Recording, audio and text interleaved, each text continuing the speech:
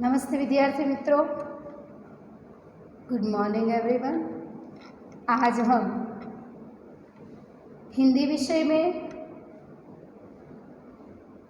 विराम चिन्ह के बारे में अभ्यास करने जा रहे हैं। बच्चों, आप अपनी पाठ्य पुस्तक में पेज नंबर 11 पर देखें। इस भाषा सज्जता का आज हमें अभ्यास करना है। तो बच्चों, विराम चिन्ह क्यों किया जाता है, किसे कहते हैं, उसका उपयोग किस तरह किया जाता है, उसकी समझ और विराम चिन्ह कितने होते हैं उसकी समझ, उनकी जानकारी आज हम करने जा रहे हैं। बच्चों, तो विराम चिन्ह किसे कहा जाता है? तो सबसे पहले हम विराम शब्द और चिन्ह शब्द का अर्थ समझते हैं। विराम यानी कि आराम, विराम यानी कि आराम करना, रुकना। चिन्ह यानी कि संकेत, चिन्ह यानी कि संकेत कि जहाँ पर हम बोलते हैं तो बोलने में कहाँ पर रुकावट करनी चाहिए, पढ़ते समय सीधा ही कोई वाक्य हो या कोई बात हो, कोई परिच्छेद हो, हम सीधा ही पढ़ते हैं तो उसका अर्थ स्पष्ट नहीं होता। क्या कहने का तात्पर्य है, उस बात का स्पष्ट अर्थ हमें पता नहीं चलता है। इसलिए विराम चिन्ह का उपयोग किया जाता है। तो बच्चों, यहाँ पर हम विराम चिन्ह की परिभाषा को देखते हैं। किसी भी भाषा को बोलते, पढ़ते और लिखते समय अर्थ को स्पष्ट करने के लिए वाक्यों के बीच या अंत में थोड़ा रुकना पड़ता है। इस रुकावट का संकेत देने वाली लिपि चिन्ह को विराम चिन्ह कहा जाता है। इसे कहा जाता है किसी भी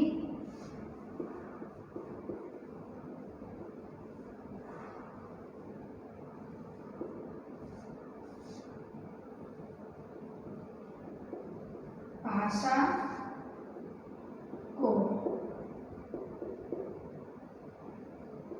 बोलते, पढ़ते और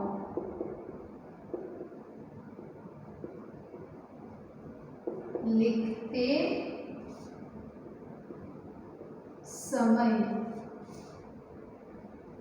अर्थ को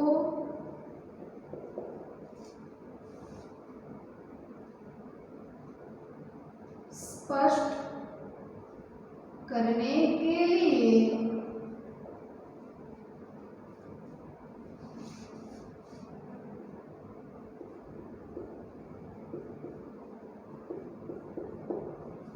वाक्यों के बीच या अंत में थोड़ा रुकना पड़ता है। इस रुकावट को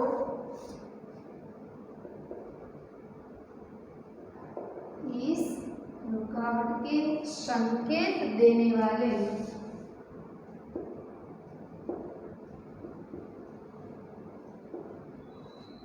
लिपि चिन्ह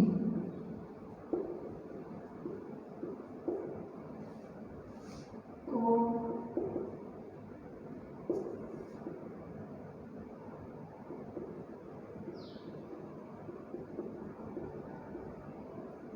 विराम चिन्ह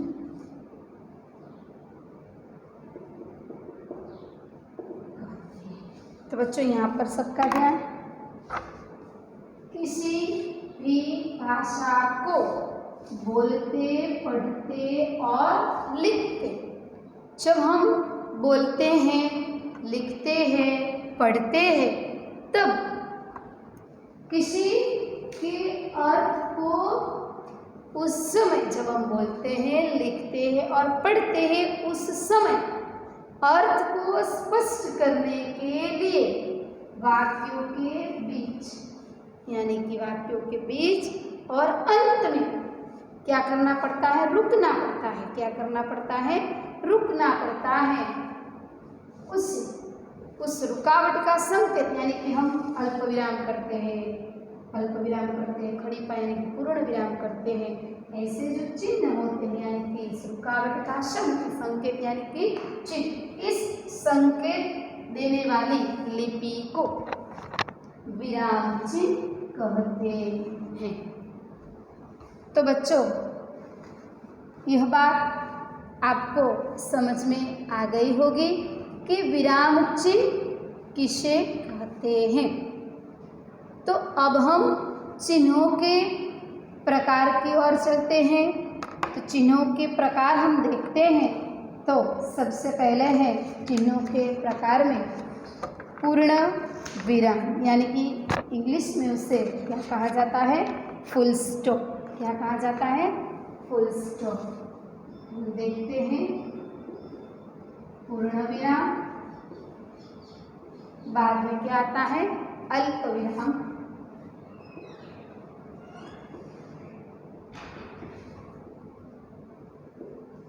बाद में प्रश्नवाचक चिन्ह,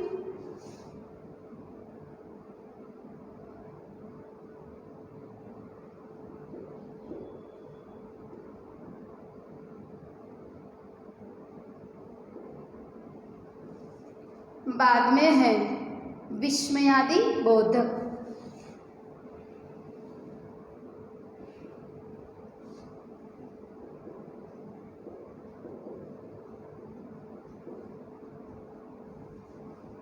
योजक,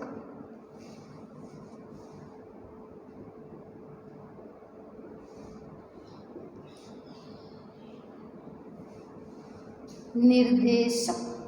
बाद में कौन सा चिन्ह है? योजक, उसके बाद है निर्देशक।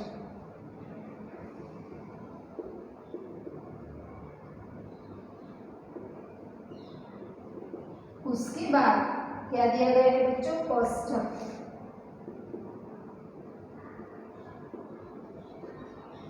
उसके बाद अवतरण चिन्ह,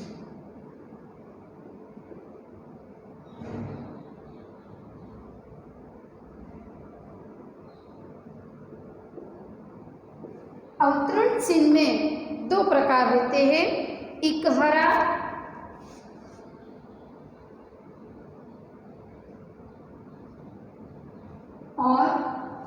और दूसरा क्या है? दुहरा। इकहरा और दुहरा।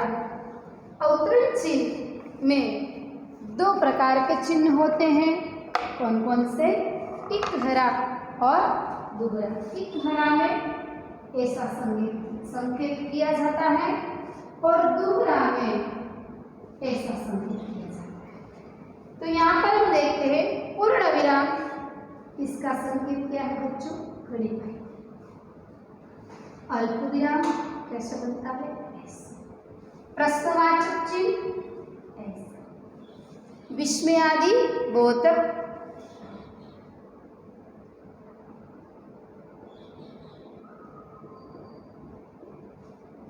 योजक।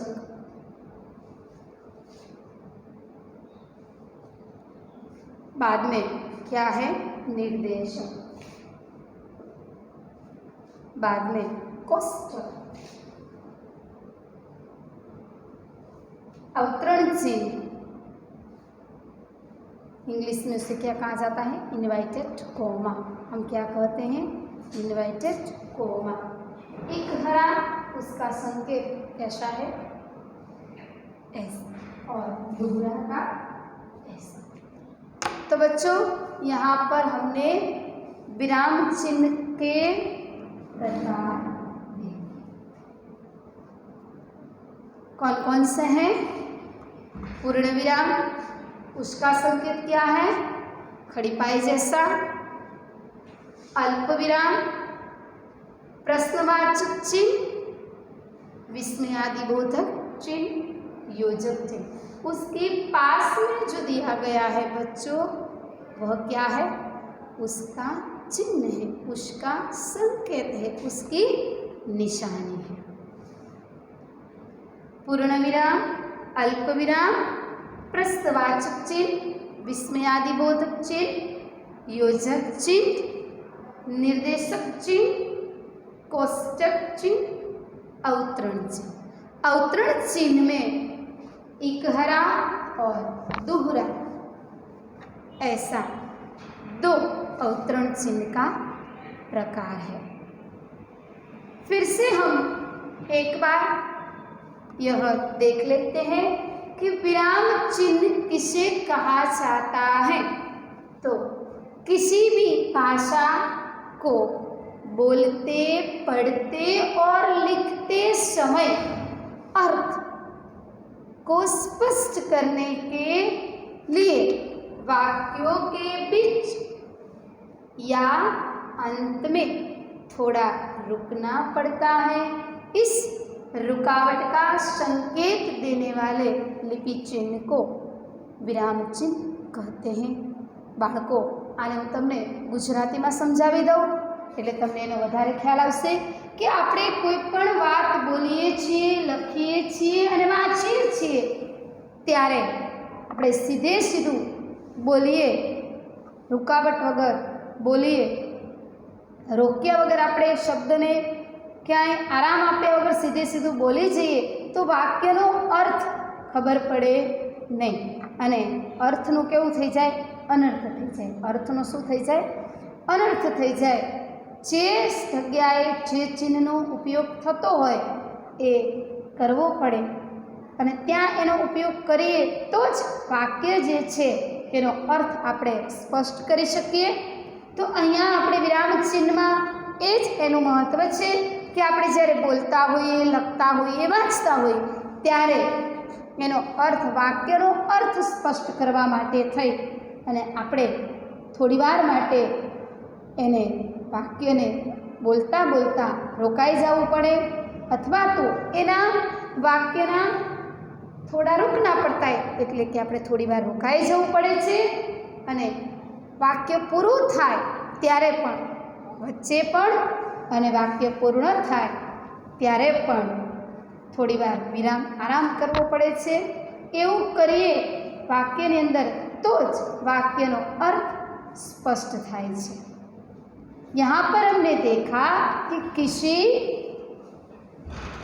भी भाषा को बोलने में यानी कि बोलते, पढ़ते और लिखते वक्त अर्थ को स्पष्ट करने के लिए यानी कि इस वाक्य क्या कहना चाहता है, ये किसका वाक्य है, ये वाक्य का अर्थ क्या है, यह बात स्पष्ट करने के लिए वाक्यों में या बीच में, वाक्यों के बीच में या अंत में रुकना पड़ता है। इस रुकावट का संकेत देने वाला जो चिन्ह होता है उसे क्या कहा जाता है? विराम चिन्ह। तो विराम चिन्ह भी कितने प्रकार के होते हैं यानी कि जो विराम चिन्ह यहाँ पर दिया गया है उस विराम चिन्ह का अलग अलग उपयोग किया जाता है।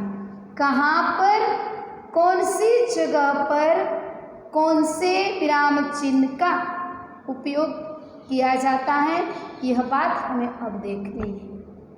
विराम चिन्ह हम कहते हैं पर विराम चिन्ह में भी कितने प्रकार हैं? कौन कौन से प्रकार है बच्चों?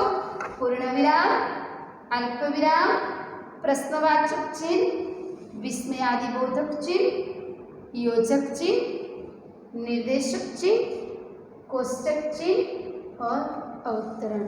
अवतरण चिन्ह इसमें इकहरा और दोहरा अवतरण चिन्ह आता है।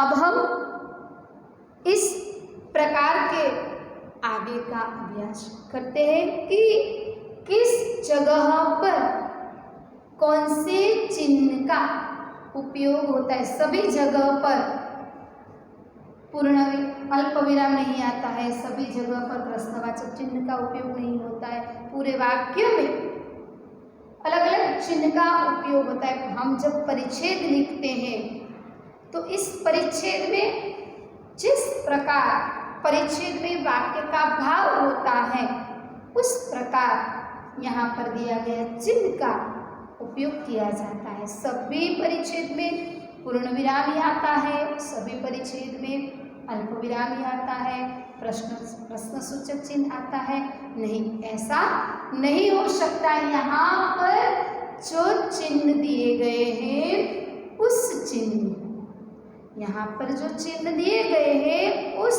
चिन्ह में कौन सी जगह पर, किस जगह पर, यानी कि वाक्य में कहाँ पर यहाँ पर दिए गए चिन्ह का उपयोग किया जाता है उसकी जानकारी अब हम लेने जा रहे हैं बच्चों।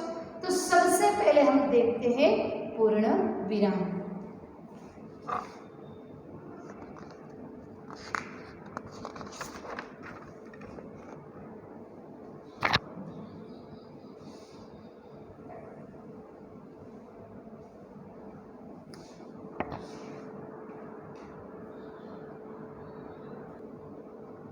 तो बच्चों सबसे पहला चिन्ह पूर्ण विराम, उस चिन्ह का उपयोग कहाँ पर होता है उसके बारे में हम जानते हैं। तो पूर्ण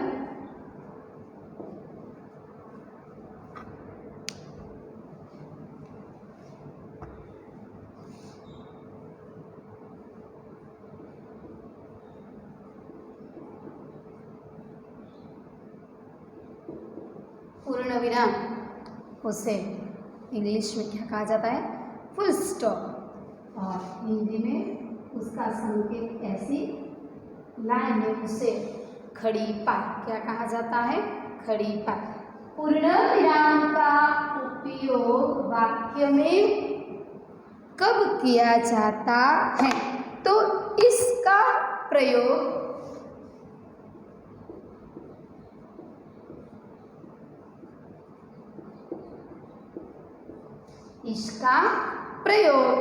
वाक्य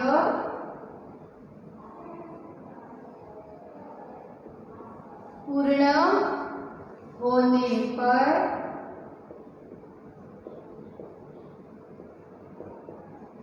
होता है।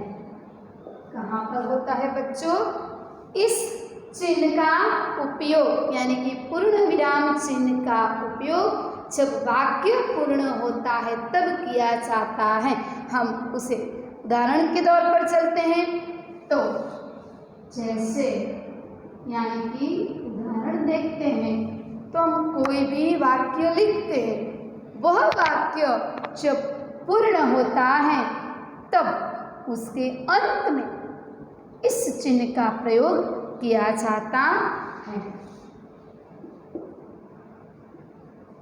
मोहन ने पत्र लिखा। तो बच्चों यहाँ पर देखिए आप, मैंने क्या वाक्य लिखा? मोहन ने पत्र लिखा। यहाँ पर मैंने चिन्ह नहीं किया है, तो चिन्ह नहीं किया है तो यह वाक्य पूर्ण नहीं है। तो अब हम ऐसा, यहाँ पर चिन्ह नहीं है इसी वजह से अब आगे कुछ वाक्य बाकी है ऐसा हम सोच सकते हैं। इसलिए वाक्य जब पूर्ण होता है तब यहाँ पर वाक्य पूर्ण चिन्ह करना जरूरी है। क्यों? क्योंकि यह चिन्ह करने से हमें पता चलता है कि यह वाक्य पूरा हो गया। मोहन ने पत्र लिखा। सीता स्कूल गई। सीता स्कूल गई। तो बच्चों यहाँ पर यह दोनों मैंने जो वाक्य लिखे हैं, इसमें यहाँ जो खड़ी पाई का संकेत दिया है, चिन्ह दिया है, तो उससे हमें यह पता चलता है कि यहाँ पर जो बात की गई है वह बात पूर्ण हो गई। अब आगे कुछ बात नहीं है। इसको हम गुजराती में भी देखते हैं, साथ साथ में दोनों में आज मैं आपको बताऊंगी। पूर्ण विराम बाळको कोने कहेवाय के वाक्य જ્યારે પૂરું થતું હોય ત્યારે એ વાક્ય પૂરું થાય એનો આપણને સંકેત કરે ત્યારે એ ખ્યાલ આવે, એ ચિહ્ન મૂકીએ ત્યારે ખબર પડે કે આ વાક્ય પૂરું થયું। જો આ ચિહ્ન મૂકવામાં ન આવે બાળકો અને એમ જ વાક્યને મૂકી દેવામાં આવે તો એવું બની શકે કે અહીંયા કાંઈક વાત અધૂરી રહી છે એવું સાબિત થાય। આ તો એક વાક્ય છે એટલે બહુ વાંધો ન આવે બાળકો, પરંતુ જ્યારે આપણે ફકરો લખતા હોઈએ ને ત્યારે જો આવા ચિહ્ન કરવાના રહી જાય તો વાક્ય ક્યાં પૂરું થાય છે અને ક્યાં શરૂ થાય છે એ કશી ખબર પડે નહીં। એટલા માટે જ ખાસ આ ચિહ્નો જે છે વિરામ ચિહ્ન એટલા માટે એનો ઉપયોગ કરવામાં આવેલો છે। यहाँ पर जो चिन्ह दिया गया है उसका उपयोग ही ऐसा है कि वह चिन्ह के बिना कहाँ पर रुकना है, कहाँ पर रुकावट करना है, यह हमें पता नहीं चलता है। जिस जगह पर इस चिन्ह का उपयोग हुआ है वहाँ हमें पता चलता है कि यहाँ वाक्य पूरा हो गया, या तो यहाँ पर वाक्य में रुकावट आती है, यानी कि अभी कुछ लिखना बाकी है, इसलिए चिन्ह का उपयोग किया जाता है। तो बच्चों पूर्ण विराम यानी कि खड़ी पाई, इसका प्रयोग कब होता है बच्चों? जब वाक्य पूर्ण होता है, यानी कि वाक्य पूर्ण होने पर इस चिन्ह का प्रयोग किया गया है। अब दूसरा जो चिन्ह है वह क्या है? अल्प विराम। वह क्या है? अल्प विराम। इस अल्प विराम और आगे जो चिन्ह दिया गया है उस चिन्ह की जानकारी अब हम कल प्राप्त करेंगे।